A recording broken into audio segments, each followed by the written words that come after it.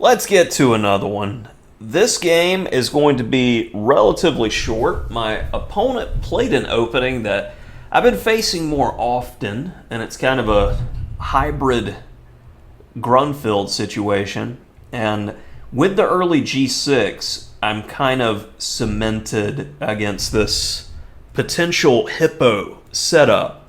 Now, when you see all of these light square weaknesses, normally this would be a line where I would be trying to play knight c6, e5, d5, and e4, and then potentially throw the h-pawn or get our light square bishop to try to take advantage in some way over those light square holes.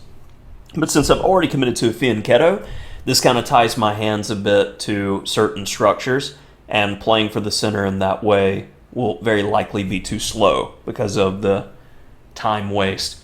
But center is important. And my opponent didn't go with a hippo, they went with this super solid structure.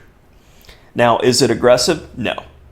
But this is the type of non-opening setup that you can press too hard and lose against. You got to respect it. So what is the most natural way to continue development in this type of position? You got moves like b6 or knight bd7, but I think the move that is going to get you the most bang for your buck, so to speak, is going to be c5. Now, why c5 is such a good move, and we see this colors reversed in, say, Catalan's, or in general, Grunfelds from the black side, like we essentially have here. And it's, what's the point? What's the purpose of this move?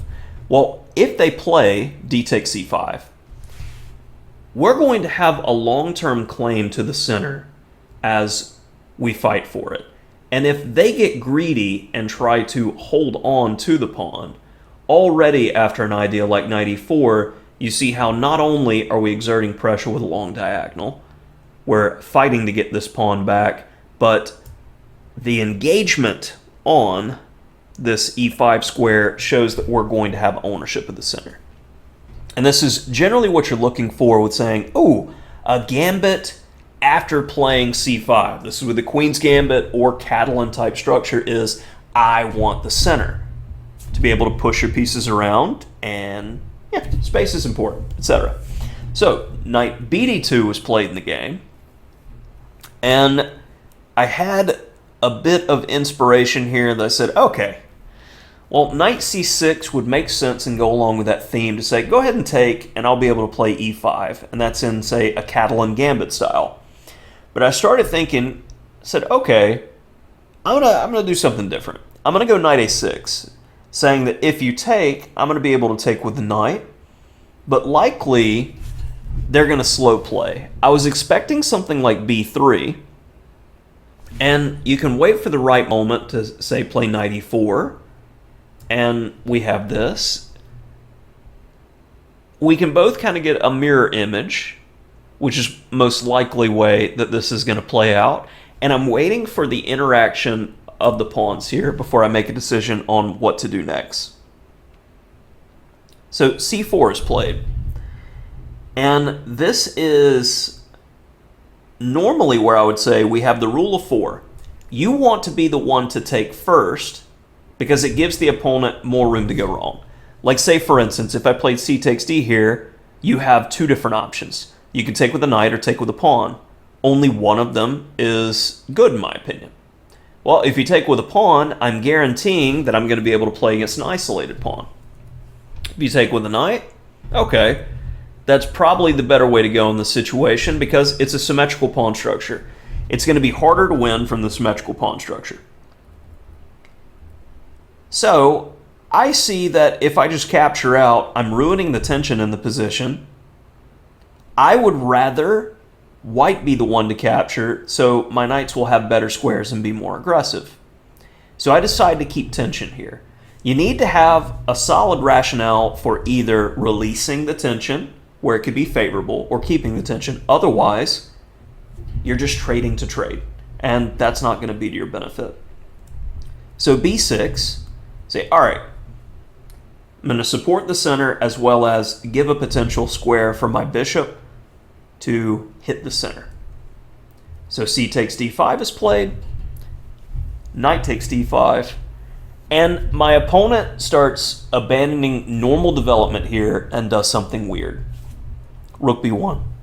And already this kind of gave me the idea of, can I utilize the c3 square at some point? So that would be nice. But I can't do anything immediate. I'm hoping that maybe on the next move you see something like b3 and I can drop into the sweet, sweet square. But no, not yet. So, basic development. Just keep on doing things that you know is normal and good. Okay, knight b3. Now this is another move that I begin to question what my opponent's thinking / doing. So I say, okay, this is very much encouraging me.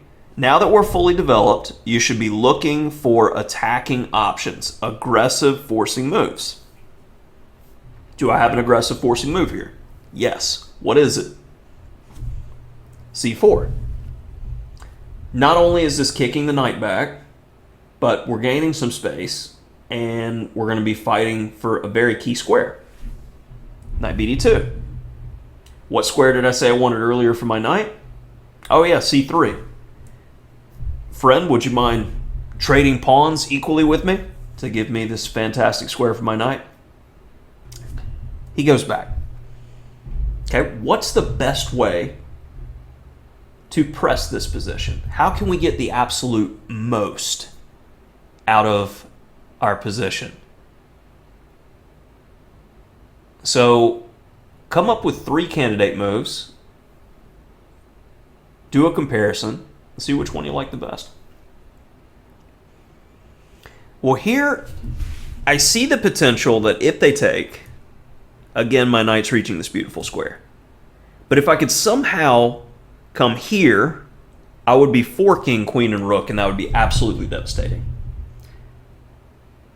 So, more guys. Rook c8. If you take, you're in trouble. If you don't take, you're in trouble. So, you need to react to this big threat of c2. So the opponent decides on queen e2. Again, use the thinking process and say, how can I get the most out of this position? They still can't capture on c3 due to the fork. So what's my worst place piece? How can I get the most out of the position? These are the type of open-ended questions to guide your thinking process, so you're ruling out bad options, keeping those aggressive good ones. So here, I have the idea where I see the queen and rook lined up. If only my bishop could get to the a6 square, I would have just a monstrous attack and a netting material. Knight a to b4. Improve the worst place piece. Well, my opponent sees one threat and takes the bait here with rook a1, falling right into what I was hoping for. Bishop a6, and after queen e1, see a good move, look for a better one. How can we get the most out of each position? Taking on f1 is definitely an option, but I like the even more forcing move knight c2, saying, hey, I'm giving you a little bit more room to go wrong.